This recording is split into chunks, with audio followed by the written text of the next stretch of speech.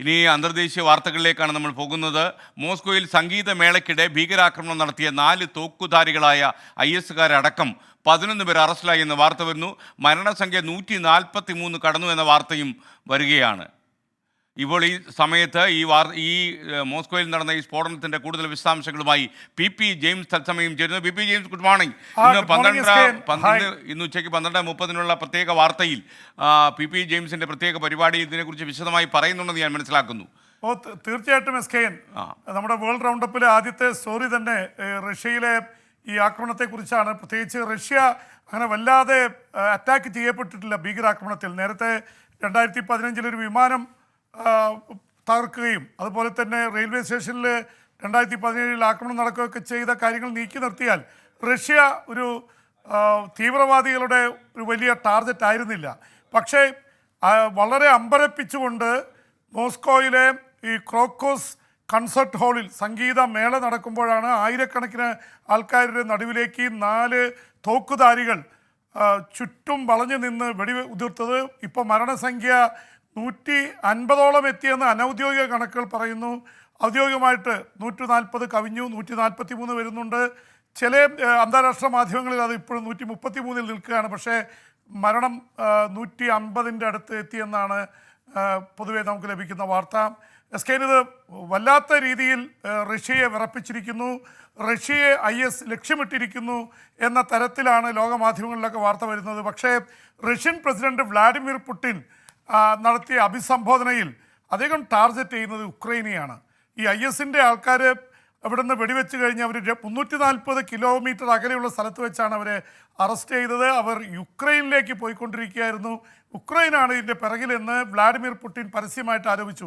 അത് തന്ത്രത്തിൻ്റെ ഭാഗം കൂടിയാണ്. കാരണം ഉക്രൈൻ യുദ്ധം നടന്നുകൊണ്ടിരിക്കുക, ഉക്രൈന് വലിയ സിമ്പതി റഷ്യയിൽ തന്നെയുണ്ട്.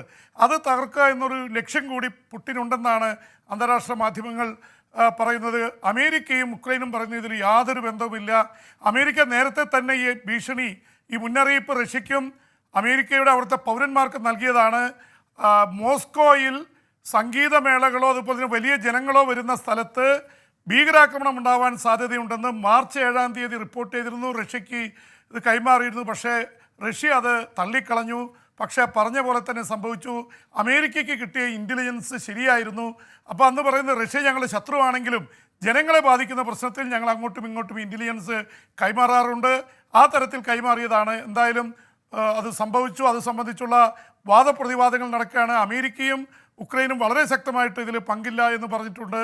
എന്തായാലും ഇതിനെ വലിയ രാജ്യാന്തര തലത്തിൽ വലിയ ചർച്ചയായിരിക്കുന്നു. പ്രത്യേകിച്ച് SKN ഓർക്കുന്നുണ്ടാവും, അമേരിക്ക അഫ്ഗാനിസ്ഥാൻ താലിബാനൊക്കെ പിടിച്ചടക്കുന്നതിന് മുമ്പ് സോവിയറ്റ് യൂണിയനാണ് അഫ്ഗാനിസ്ഥാൻ പിടിച്ചെടുത്തത്. ആ കാലഘട്ടത്തിൽ കാബൂളിൽ നടത്തിയ ആക്രമണങ്ങളടക്കമുള്ള കാര്യങ്ങളെക്കുറിച്ചാണ് IS പറയുന്നത്. പ്രത്യേകിച്ച് IS ഖൊറസാൻ എന്ന ഈ അഫ്ഗാനും ഇറാനും അടുത്തുള്ള ഒരു പ്രത്യേക പ്രോവിൻസിൽ നിന്നുള്ള സംഘടനയാണ് ഇതിൻ്റെ പിറകിൽ നിന്നുള്ള റിപ്പോർട്ടാണ് വന്നിരിക്കുന്നത്. അതുപോലെ റഷ്യൻ പ്രസിഡന്റ് വ്ളാഡിമിർ പുടിൻ ഇസ്ലാം മതവിശ്വാസികളെ ഉപദ്രവിക്കുന്നു എന്നുള്ള ആരോപണം കൂടി ഉന്നയിച്ചിട്ടുണ്ട്. IS-ൻ്റെ അവരുടെ ടെലഗ്രാം പോസ്റ്റ് ചെയ്തിരിക്കുന്നതിൽ 4 തോക്കുധാരികളുടെ ചിത്രങ്ങളും കൊടുത്തിട്ടുണ്ട്. എന്തായാലും ഉക്രൈനായിട്ടുള്ള ബന്ധമുണ്ട് എന്ന പുടിൻ്റെ വാദഗതികളെ ഭൂരിപക്ഷം അന്താരാഷ്ട്ര മാധ്യമങ്ങളും തള്ളിക്കളയുകയാണ്. SKN. ഓക്കെ, PP ജെയിംസ്, മറ്റൊരു കാര്യം, പശ്ചിമേഷ്യയിൽ യഥാർത്ഥത്തിൽ ഈ അൽഷിഫ ഹോസ്പിറ്റലിനടുത്തൊക്കെ ആക്രമണം നടന്നതിൽ വാർത്ത വരുന്നു. മാത്രമല്ല അമേരിക്കയുടെ ഒരു പിൻബലവും ഇല്ലാതെ ഈ ആക്രമണവുമായി ഇസ്രായേൽ മുന്നോട്ട് പോകുമെന്ന് പറയുന്നു. എനിക്കൊന്ന് ബെഞ്ചമിൻ നെതന്യാഹുവിൻ്റെ ആഭ്യന്തര പ്രശ്നങ്ങളാണോ ഇതിന് പ്രേരിപ്പിക്കുന്നതെന്ന് അറിയില്ല. കുട്ടികളെയും അമ്മമാരെയും ഒക്കെ കൊലപ്പെടുത്തുന്നില്ലെന്നും ഇസ്രായേലിൽ യാതൊരു ദാക്ഷിണ്യവും കാണിക്കുന്നില്ല എന്ന വാർത്തകൾ വരികയാണ്. പറയൂ വിവരങ്ങൾ.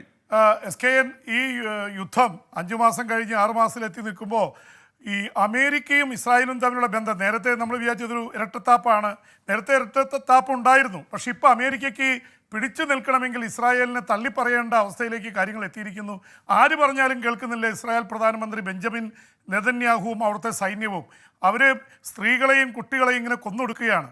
എന്നുമാത്രമല്ല, ഇപ്പോൾ മരണസംഖ്യ ഈ മണിക്കൂറുകളിൽ 30,000 കവിഞ്ഞു എന്ന വാർത്ത, 30,200 എത്തിയിരിക്കുന്നു എന്ന വാർത്ത കൂടി വരുന്നു. ഇത് വല്ലാതെ അമ്പരപ്പിക്കുന്നതാണ്. അതിനിടയിൽ ഇസ്രായേൽ സേന അവകാശപ്പെട്ടിരിക്കുന്നത് അവിടുത്തെ ഗസയിലെ ഏറ്റവും വലിയ ആശുപത്രിയായ അൽ ഷിഫയിൽ നടത്തിയ ആക്രമണത്തിൽ 170 ഹമാസിൻ്റെ പ്രവർത്തകരെ കൊലപ്പെടുത്തിയെന്നാണ്. എന്തായാലും അവിടുന്ന് രക്ഷപ്പെടുന്ന ആയിരക്കണക്കിന് ആൾക്കാരുടെ വിഷ്വൽസ് വരുന്നുണ്ട്.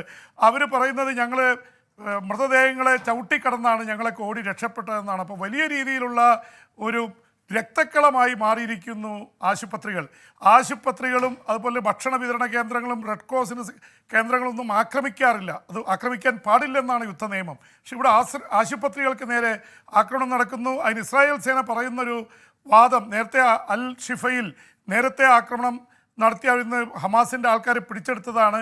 പക്ഷേ അവർ വീണ്ടും റീഗ്രൂപ്പ് ചെയ്ത് അവിടെ വന്നതിൻ്റെ പേരിലാണ് ഞങ്ങൾ ആക്രമണം നടത്തിയതെന്നാണ് ഇസ്രായേൽ സേന പറയുന്നത്. ആക്രമണം നടക്കുമ്പോൾ 30,000-ഓളം ആൾക്കാർ ഈ ആശുപത്രിക്കും അതിന് ചുറ്റുമായിട്ട് തമ്പടിച്ചിരുന്നു. അതിൽ ഒരുപാട് പേര് കൊല്ലപ്പെട്ടിട്ടുണ്ട്. അപ്പോൾ ഇവർ പറയുന്ന പോലെ ഹമാസിൻ്റെ പ്രവർത്തകർ മാത്രമല്ല, സാധാരണക്കാരായിട്ടുള്ള ആൾക്കാരും കുഞ്ഞുങ്ങളൊക്കെ കൊല്ലപ്പെട്ടിട്ടുണ്ട്. 13,000-ഓളം കുഞ്ഞുങ്ങളാണ് SKN ഇതിനകം കൊല്ലപ്പെട്ടിട്ടുള്ളത്. സ്ത്രീകളാണെങ്കിൽ കൊല്ലപ്പെട്ടവരുടെ സംഖ്യ ഏതാണ്ട് 10,000-ഓട് അടുക്കുന്നു. അപ്പോൾ ഭൂരിപക്ഷം പേരും സ്ത്രീകളും കുട്ടികളാണ് കൊല്ലപ്പെട്ടിരിക്കുന്നത്. അതിനിടയിൽ വളരെ സങ്കടകരമായ വാർത്ത, ഈജിപ്തിൻ്റെ അതിർത്തിയിൽ 7,000 ട്രക്കുകൾ ഭക്ഷ്യവസ്തുക്കളുമായി കിടക്കുകയാണ്. അത് കൊണ്ടുവരാൻ ഇസ്രായേൽ സേന സമ്മതിക്കുന്നില്ല. ഇതിനെതിരെ UN secretary general Antonio Guterres തന്നെ വന്നിരിക്കുന്നു. ഇത് വല്ലാത്ത ഒരു ക്രൂരതയാണെന്ന് UN സെക്രട്ടറി ജനറൽ പറയേണ്ടി വന്നിരിക്കുന്നു. ഇവിടെ പട്ടിണിയിൽ ജനം മരിച്ചുകൊണ്ടിരിക്കുകയാണ്. ഗസയിൽ 23 ലക്ഷം ജനമുണ്ട്. അതിൽ ഈ നേരത്തെ SKN ചോദിച്ച പോലെ ഈ റഫയിലാണ് 15 ലക്ഷം പേർ തമ്പടിച്ചിരിക്കുന്നത്. അവിടെ ആക്രമിക്കുമെന്നാണ് ഇസ്രായേൽ പറയുന്നത്.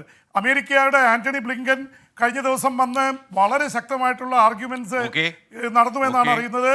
അവിടെ അമേരിക്കയുടെ പിന്തുണയില്ലെന്ന് പറഞ്ഞിട്ടുണ്ട്. റഫ ആക്രമിച്ചാൽ വല്ലാത്ത ബ്ലഡ് ഷെഡ് ഉണ്ടാവും, രക്തക്കളമുണ്ടാവും എന്ന് പറഞ്ഞിട്ടാണ് അമേരിക്ക പോയിരിക്കുന്നത്. എന്തായാലും അവർ കൈ കഴുകിയിരിക്കുന്നു. ഇത് ആക്രമണം നടക്കാൻ പോകുന്നു. ജെയിംസ്, ഇന്ത്യയിലെ ഇപ്പോൾ ഏറ്റവും വലിയ വാർത്ത ഈ അരവിന്ദ് കെജ്രിവാളിന്റെ അറസ്റ്റാണല്ലോ. മാത്രമല്ല ഇന്ന് അദ്ദേഹം റെക്കോർഡ് ഇട്ടു, കസ്റ്റഡിയിൽ ഇരുന്നുകൊണ്ട് തന്നെ മുഖ്യമന്ത്രിയുടെ ഉത്തരവ് പുറത്തു വന്നു. അതും ഒരു പുതിയ വാർത്തയാണ്. ഇന്ത്യൻ ഭരണഘടനാ ശില്പികൾ പോലും ആലോചിച്ചിട്ടുള്ള ഒരു കാര്യമല്ല ജയിലിലുള്ള ഒരു മുഖ്യമന്ത്രി ഉത്തരവിറക്കുന്ന കാര്യം. അതുകൊണ്ട് തന്നെ കോടതിയിൽ പോയാൽ ചോദ്യം ചെയ്യാൻ പറ്റുമെന്ന് തന്നെ സംശയമാണ്. ഈ ലോക മാധ്യമങ്ങൾ PP ജെയിംസ് ഈ അറസ്റ്റിനെ എങ്ങനെയാണ് കാണുന്നത്? പ്രത്യേകിച്ചും ജർമ്മനിയൊക്കെ തന്നെ അവരുടെ വിദേശകാര്യ മന്ത്രാലയം അദ്ദേഹത്തിനോട് നീതി കാണിക്കണമെന്ന രീതിയിൽ പറഞ്ഞിരുന്നു. അതിനോട് ഇന്ത്യ പ്രതിഷേധിച്ചു, ഒക്കെ സംഭവിച്ചു. വിദേശ മാധ്യമങ്ങൾ എങ്ങനെയാണ് ഈ കാര്യത്തെ കൈകാര്യം ചെയ്തിരിക്കുന്നത്? SKN ഈ അരവിന്ദ് കെജ്രിവാൾ മറ്റു രാജ്യങ്ങൾക്കിടയിലും വളരെ പ്രശസ്തനാണ്. പ്രത്യേകിച്ച് ഇന്ത്യയിലെ സാധാരണ മെയിൻ സ്ട്രീം രാഷ്ട്രീയത്തിൻ്റെ ഇതിൽ നിന്നൊക്കെ അതിനെ എതിർത്തുകൊണ്ട് കയറി വന്ന് ഏതാണ്ട് ഒറ്റയ്ക്ക് തന്നെ ഒരു പ്രസ്ഥാനമുണ്ടാക്കി ആം ആദ്മി ഡൽഹിയിൽ അധികാരം പിടിച്ചെടുക്കുന്ന തരത്തിൽ വന്നത് വല്ലാതെ ഒരുപാട് ചർച്ച ചെയ്യപ്പെട്ട കാര്യമാണ്. അതുകൊണ്ട് തന്നെ ഇക്കാര്യത്തിൽ അരവിന്ദ് കെജ്രിവാളിനെ പോലെ അഴിമതിക്കെതിരെ പോരാടി വന്ന ഒരാളെ പ്രത്യേകിച്ച് ഇന്ത്യൻ തെരഞ്ഞെടുപ്പിൻ്റെ പശ്ചാത്തലത്തിൽ അറസ്റ്റ് ചെയ്തത് ശരിയാണോ എന്ന ചോദ്യം ജർമ്മനിയിലെ വിദേശ മന്ത്രാലയം ചോദിച്ചിരിക്കുന്നു. അതിനെതിരെ ഇന്ത്യ പ്രതിഷേധിച്ചിട്ടുണ്ട്. ഞങ്ങളുടെ ആഭ്യന്തര കാര്യങ്ങളിൽ ഇടപെടേണ്ടതെന്നാണ് സ്ട്രിക്റ്റായിട്ട് BJP നേതൃത്വം നൽകുന്ന കേന്ദ്ര സർക്കാർ പറഞ്ഞിരിക്കുന്നത്. പക്ഷേ ഇത് അന്താരാഷ്ട്ര മാധ്യമങ്ങളിലൊക്കെ BBC ഒക്കെ നിരവധി വാർത്തകളാണ് നൽകിയിരിക്കുന്നത്. വാഷിങ്ടൺ പോസ്റ്റ്, അതുപോലെ തന്നെ CNN, അതുപോലെ തന്നെ ഗൾഫ് മാധ്യമങ്ങളിലൊക്കെ ലാറ്റിൻ അമേരിക്ക, ആഫ്രിക്കയിലൊക്കെ ഇത് വാർത്തയായിട്ടുണ്ട്. പ്രത്യേകിച്ച് അരവിന്ദ് കെജ്രിവാൾ ഇപ്പോൾ ഇന്ത്യൻ തെരഞ്ഞെടുപ്പിൻ്റെ പശ്ചാത്തലത്തിൽ അറസ്റ്റ് ചെയ്തതാണ്. ഇതിൻ്റെ പിന്നിൽ ദുരുദ്ദേശമുണ്ട് എന്നാണ് ഭൂരിപക്ഷം അന്താരാഷ്ട്ര മാധ്യമങ്ങളും പറഞ്ഞിരിക്കുന്നത്. ലോകത്തിലെ ഏറ്റവും വലിയ ജനാധിപത്യ രാജ്യത്തിൽ എന്താണ് നടന്നുകൊണ്ടിരിക്കുന്നത് എന്ന തരത്തിൽ. പക്ഷേ BJP അതിൽ വളരെ ശക്തമായിട്ട് നിലപാടാണ്. അഴിമതി കാണിച്ചാൽ അറസ്റ്റിലാവും, ഞങ്ങളല്ല ചെയ്തത് എന്നുള്ള തരത്തിൽ BJPയുടെ നിലപാട് നിൽക്കുന്നു. പക്ഷേ ഇന്ത്യയിലെ തെരഞ്ഞെടുപ്പ് രംഗത്തെ ഏറ്റവും വലിയ രാഷ്ട്രീയ ചർച്ചയായിട്ടത് മാറുന്നു. ഇന്ത്യ സഖ്യം പ്രതിപക്ഷം റീയൂണിയൻ നടത്തിയിരിക്കുന്നു. മോഡിക്ക് വല്ലാത്ത തലവേദനയായിരിക്കുന്നു അരവിന്ദ് കെജ്രിവാളിൻ്റെ അറസ്റ്റ് എന്ന രീതിയിൽ തന്നെയാണ് അന്താരാഷ്ട്ര മാധ്യമങ്ങളിൽ ഈ വാർത്ത വന്നിരിക്കുന്നത്. SKN. Okay, thank you PP James. ഇന്നെന്താ പരിപാടി? ഇന്ന് പ്രത്യേകിച്ച് പരിപാടി ഒന്നുമില്ല. ഇന്ന് ഹോശാന ഞായറാണ്. ഞാൻ പക്ഷേ ആ ചോദ്യം ചോദിച്ചില്ല മോഹൻലാലിൻ്റെ. വൈകിട്ട് എന്താ പരിപാടി എന്ന് വൈകിട്ട് എന്താ പരിപാടി എന്ന് ചോദിച്ചു കഴിഞ്ഞാൽ PP ജെയിംസ് അക്ഷരാർത്ഥത്തിൽ വിട്ടിലാവും. ഓക്കെ, ഇപ്പോൾ സമയം. Okay, thank you. നമുക്കിനി നാളെ കാണാം വിദേശ വാർത്തകളുമായി PP ജെയിംസ്.